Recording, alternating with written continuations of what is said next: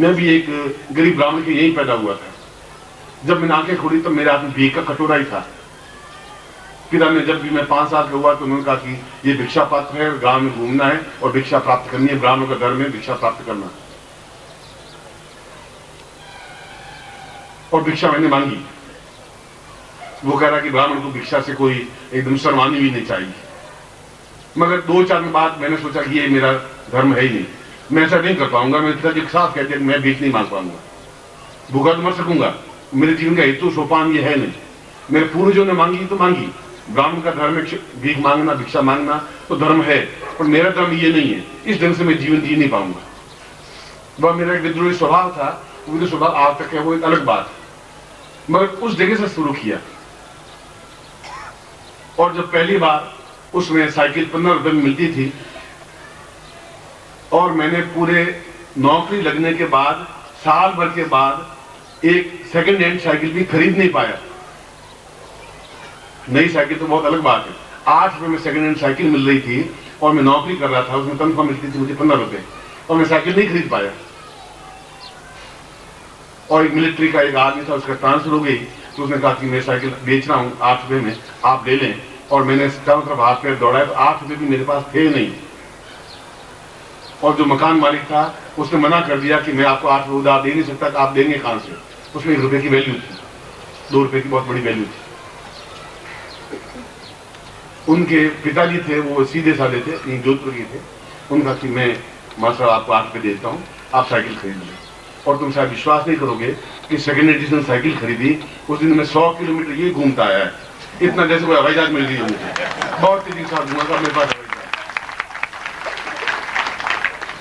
100 मील का चक्कर लगाया साइकिल पे बैठ करके कि आज मेरे पास साइकिल है। अब अगर सैलो गाड़ी भी हो, टाटा गाड़ी हो तो कोई इच्छा ही नहीं होती उसमें बैठने, ठीक है तो है, नहीं है तो है। हवाई जहाज में यात्रा कर चुके तो ठीक, बैठ गए नहीं बैठ गए। मगर जीवन वहां से शुरू हुआ। तो आपसे ज्यादा विपन्न अवस्था में जिंदगी शुरू की। जब नौकरी पे इंटरव्यू के लिए गया तो आप विश्वास नहीं करेंगे कि मैं अपनी पत्नी के पाजेब बेच करके गया था।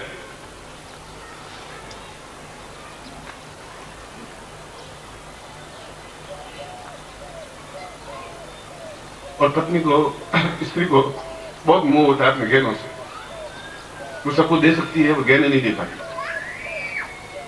और मेरे पास उसमें 5 आने का मतलब हुआ करीब 35 पैसे। 35 पैसे मेरे पास थे नहीं और कोई उधार देने वाला नहीं था 35 पैसे। और यहां से जालोर का किराया 35 पैसे था।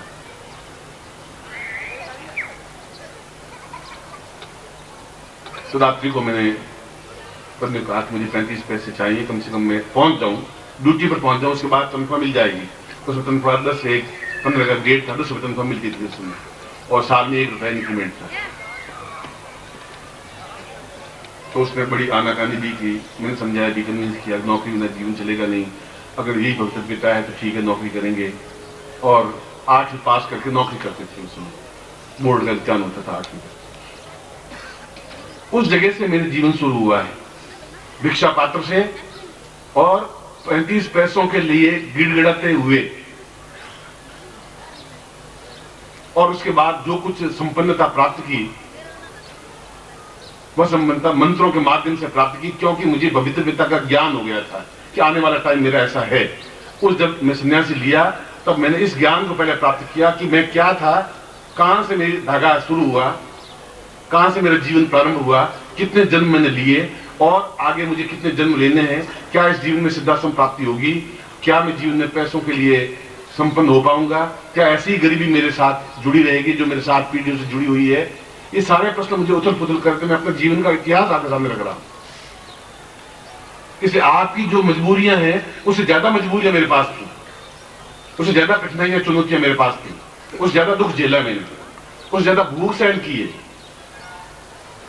4-4 दिन खाना नहीं खा पाए, इसलिए खा नहीं पाए, पास में पैसा ही नहीं था और उधार भी मांगता नहीं था और पत्नी को मांगने देता नहीं था, पड़ोसी से आटा उधार ले लेता। 4-4 दिन तो उनको मैंने कहा तुम पड़ोसी से एक दिन वो आटा किला, यहाँ पर जोधपुर में यहाँ पर मकान है, वो आप जहाँ देखें तो केवल 5 बाई 8 की कोठड़ी है जिसमें 2 साल रहा। जब मैंने ग्रेजुएशन किया उस समय की बात करें, और एक दिन वो आटा उधार लेके आई, एक दिन भूखे रह गए। तो जब मुझे मालूम पड़ा कि आटा पड़ोसी से उधार लेके आई है, तो मसला हुआ आटा, गूंथा हुआ आटा उठा के बाहर नाली में फेंक दिया। मैंने कहा कि उधार ला करके मैं रोटी नहीं खाऊंगा, न खाने दूंगा तुम्हें, अगर भूखे मर जाएंगे तो मर जाएंगे, भगवान ने ऐसे लिखा है तो ये कर दूंगा। मगर इस प्रकार से उधार तुम आज कल दाल मांगोगी उधार, परसों मिर्च मांगोगी, नमक मांगोगी, मैं ऐसा जीवन नहीं चाहता हूँ। जीवन में ऐसा होने ही नहीं दूंगा। उस रात को भूखे सोए, 27 तारीख को भूखे सोए, 28 तारीख को भूखे सोए, 29, 30 और 1 तारीख को तनख्वाह मिली। वह दिन भी मुझे याद है, क्योंकि 1 जनवरी नया साल था। ऐसी नहीं कि आप इतना भी मजबूर हैं, उतना मेरे जितना आपने कठिनाई और चुनौती नहीं झेली होगी। उस जगह से मैं शुरू हुआ, कोई चांदी का चम्मच मेरे मुंह में नहीं था।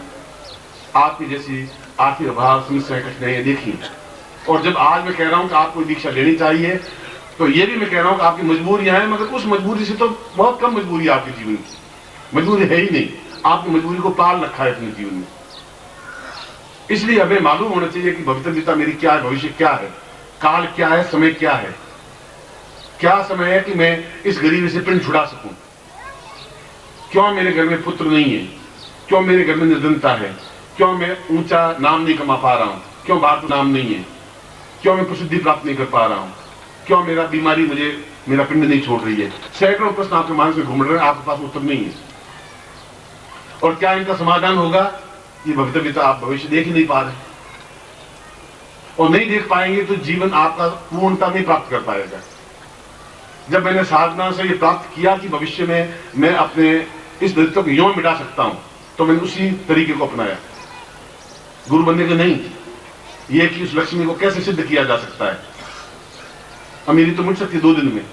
आज आपके पास लाख रुपए, कल गवर्नमेंट कोई भी आकर के लाख रुपए आपको उठा के ले जा सकती है। वित्तीय राज्य भयम, अगर धन है तो राज्य का भय रहता ही है। इसलिए यह काल का ज्ञान होना पूर्णता के लिए, यदि सम्मोहन बहुत अधिक आवश्यक है, यदि आपकी पर्सनालिटी नहीं है तो आपका जीवन नहीं है। बोलने की क्षमता नहीं है, विद्वानों में आप शोभित नहीं हो सकते, समाज में आपका कोई नाम नहीं हो सकता। आपसे समाज के दूसरे संबंधित व्यक्ति होंगे, वो अध्यक्ष होंगे, उपाध्यक्ष होंगे, वो मंत्री, महामंत्री होंगे। आप अपने आप में एक सामान्य लेवल से रह पाएंगे, और वह लेवल जीवन का कोई आनंद युक्त जीवन नहीं है। यदि यही आनंद है तो आपके आनंद की परिभाषा गलत है। हम बिल्कुल एक छोटे से छोटे कण के रूप में जन्म लेकर के बहुत महान से महान स्तर पर पहुंचना चाहते हैं। ये जीवन हमारा होना चाहिए, ये मेरे शिष्यों का जीवन होना चाहिए, ऐसे मेरे जीवन।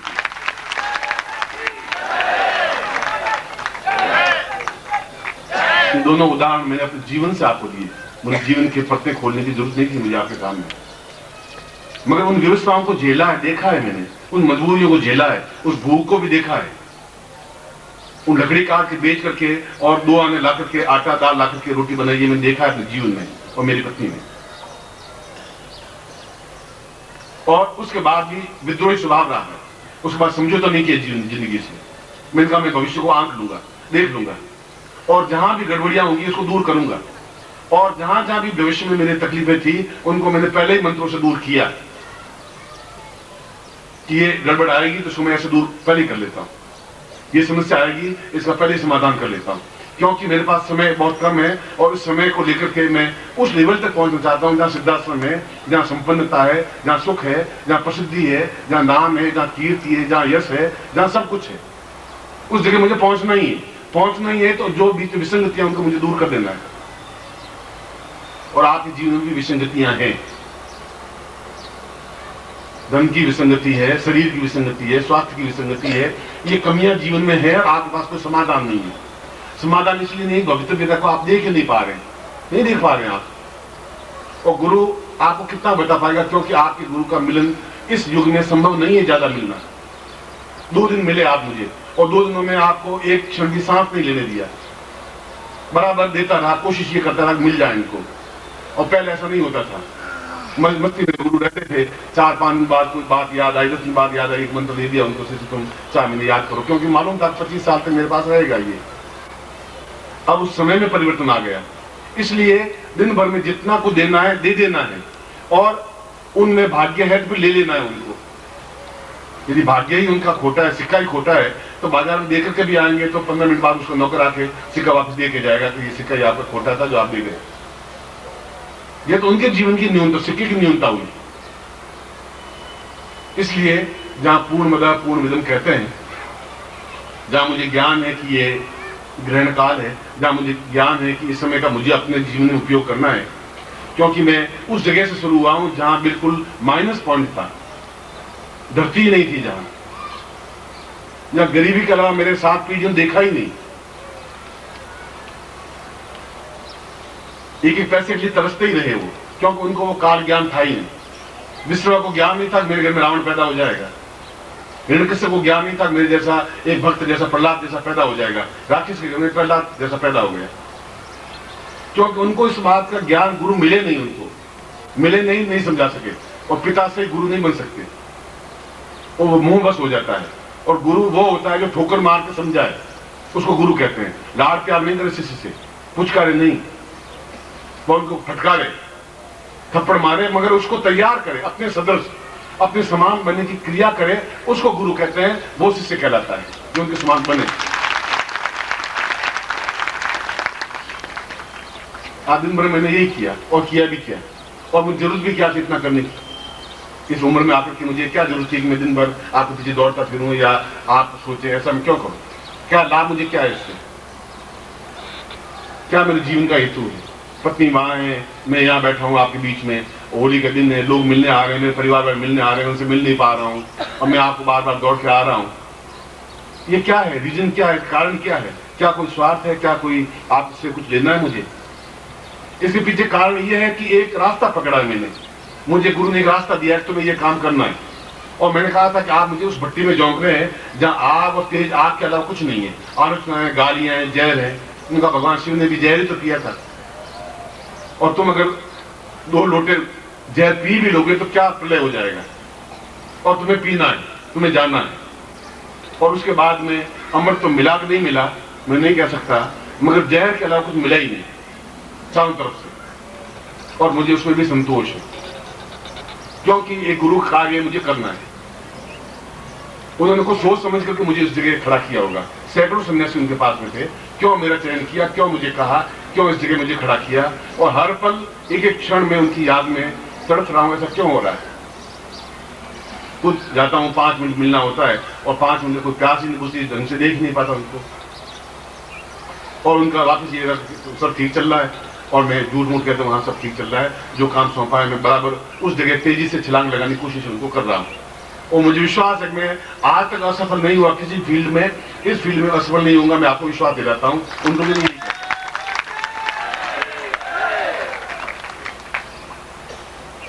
आपको अटपटा लगे ये आपकी मर्जी है, आपको समझ में आवे ये आपकी मर्जी है, नहीं समझ में आवे आपकी मर्जी। मगर पूर्णता की स्थिति है कि हम अपने पूरे जीवन को भी देखें, अपने ही नहीं अगले जीवन को भी देखें, और अगले जीवन में कहां कहां कांटे बिछे हुए हैं हमारे, उनको हम दूर कैसे करें। कौन शत्रु बनेगा, कौन धोखेबाज बनेगा, कौन विश्वासघाती बनेगा, मेरे बेटे का भविष्य आगे क्या है, मेरी पत्नी का भविष्य क्या है, मेरे मित्र का भविष्य क्या है, मेरे परिवार का भविष्य क्या है, मेरी संपन्नता का भविष्य क्या है। ये सब कुछ आपको आगे अंतिम क्षण तक दिखाई दे जाए। और जो गुरु जी कह रहे हैं सिद्धाश्रम, क्या आप पहुंच पाऊंगा नहीं पहुंच पाऊंगा, आप खुद अपनी आंखों से देख ले, उसको काल ज्ञान कहते हैं। समय को पकड़ने की स्थिति, और समय पकड़ में आता नहीं, क्योंकि समय के बारे में शंकराचार्य ने कहा कि समय एक ऐसी चीज है जो बहुत बलिष्ठ व्यक्तित्व है, और जिसके आधा सिर आगे से बिल्कुल बाल है ही नहीं, और पीछे के बाल हैं नहीं, आगे बहुत लंबे चौड़े बाल हैं, पीछे बाल है ही नहीं। अगर आते ही आपने उसको पहचान लिया, पकड़ लिया, तो काल आपके कंट्रोल में आ जाएगा। जो ही आपके पास में सरका तो पीछे आप हाथ मारोगे भी तो बाल आपके हाथ में नहीं आ पाएंगे। समय बीतने के बाद में आप कुछ नहीं कर सकते। आज आपने बिता दिया, कल ये चीज आपको जिंदगी मिल भी नहीं सकती, नहीं मिल सकती, नहीं मिल सकती। ये आपकी भवितव्यता है, ये मेरी न्यूनता है, ये मेरे जीवन की कमी है कि मेरे शिष्य को वो चीज नहीं मिल पा रही है। मैं देने को तैयार हूं, वो नहीं ले पा रहे हैं, नहीं ले पा रहे हैं। इसके बीच में कई 100 कारण हो सकते हैं, उन कारणों की खोज में मैं नहीं जाना चाहता, मगर जो भी कारण है उसको मैंने अपने उदाहरण से आपके सामने स्पष्ट कर दिया है। मगर आपका अगर विद्रोही स्वभाव होगा तो आप काल को पकड़ पाएंगे।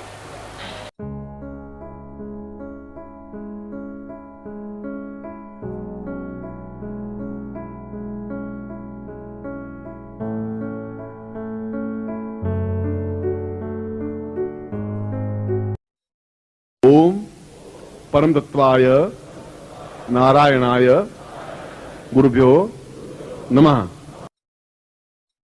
ओम ह्रीं मम प्राण देह रोम प्रतिरोम चैतन्य जाग्रय ह्रीं ओम नमः। ओम भूर्भुवः स्वः तत्सवितुर्वरेण्यं